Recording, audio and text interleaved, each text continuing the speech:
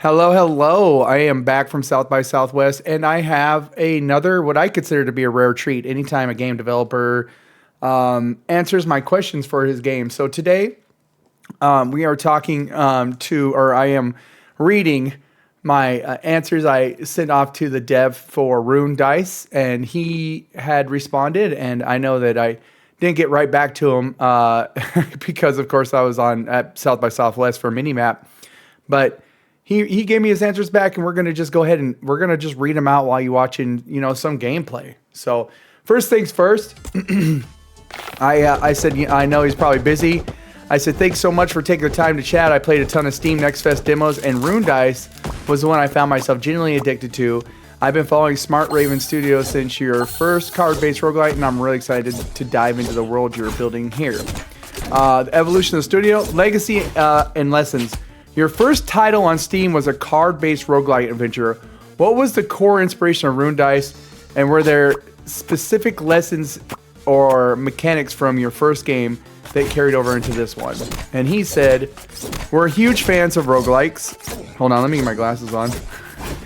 We're huge fans of roguelites and roguelites, so a lot could have inspired Rune Dice. First and foremost, that's Peglin and Slay the Spire. First Dump was a nice project, but honestly, we bit off more than we could chew on our own. We had to freeze it when during prototyping, we saw how well the core mechanics of Rune Dice played. One piece of advice, no matter how much time you spend testing a roguelike, players will still find a ton of things you didn't think through or notice. So the sooner you start showing the game to players, the better.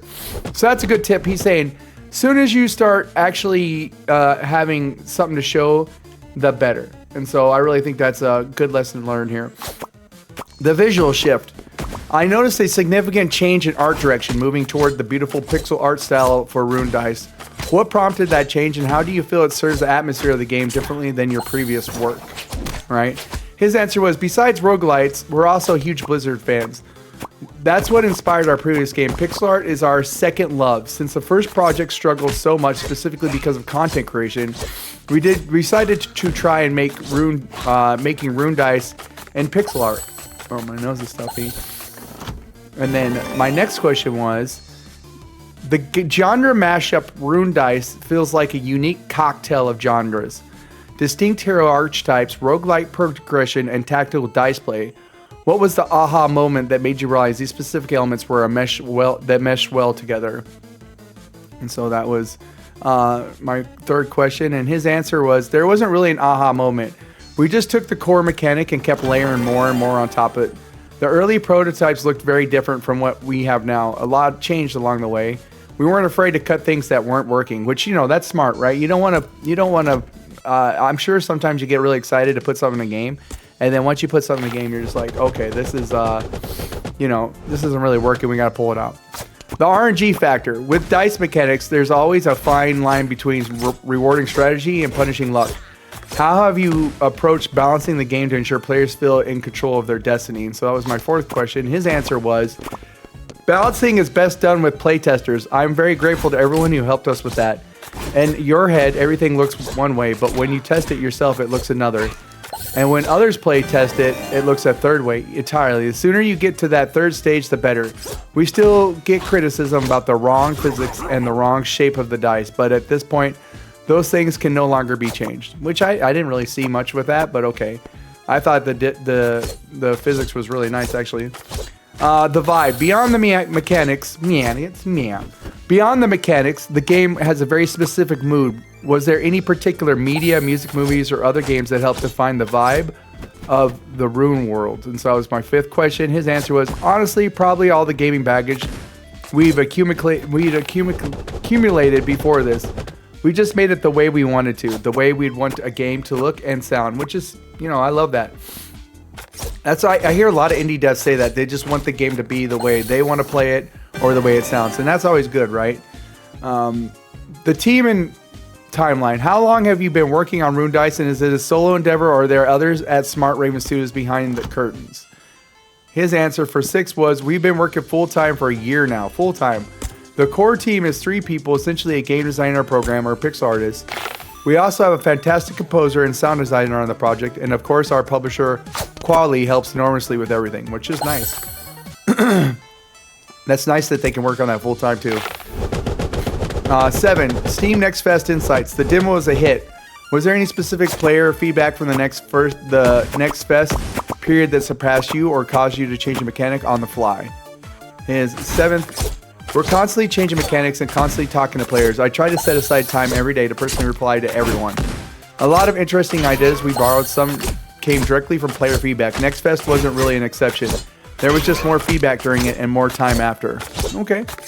And then 8, I said, the launch window, everyone, myself included, is eyeing that Q2 release window. Is that still looking like a solid target, or are they prioritizing but more polishing before that big day? And he answered, I think we'll be able to release on time. We're already on the polishing and balancing phase, wrapping up everything we built, which you could go play. The demo is pretty extensive, and you could play a lot of it, so I could definitely see that they're, on the right spot for that. 9, the mission. What is the one thing you've wanted to accomplish with the release of Rune Dice that has driven your development from day one? And so he said the feedback from players giving us a feeling that's hard to put into words. Seeing the game bring joy to others is something truly special. It's today's world we believe that really matters. As for us, we just want to keep making games that we love doing and that more than enough for us. And that's more, let me read that again. The feedback from players gives us a feeling that's hard to put into words. Seeing the game bring joy to others is something truly special. In today's world, we believe that really matters. As for us, we just want to keep making games. That's what we love doing, and that's more than enough for us. So basically, they're doing their own thing, but that's what the reward for them is making games that people like, and then that's something they want. To the fans, is there anything you'd like to say to the people currently watching this, or those thinking about picking up Rune Dice at launch? His answer was, I'm deeply grateful to everyone who plays our game. You are breathtaking. So, super amazing guy. I love the feedback from that. The game is really exciting to me. Big fan of it. And the developer, Smart Raven Studio, I'm going to go ahead and put the game link down in the description, so go ahead and grab it, play it for a little bit. It got a pretty decent amount of reviews. It's overwhelmingly positive of 128. All reviews very positive, 294. But remember, this is an indie dev. This is a small game. This is the demo. Go check it out. Publisher's Quali, but the developer, Smart Raven Studios. Thank you guys for watching, and I'm gonna go play some more Rune Dice, honestly, because I haven't beat it on hard with all the I haven't got through the whole demo yet, which is, good. All right, bye. That's it. Peace.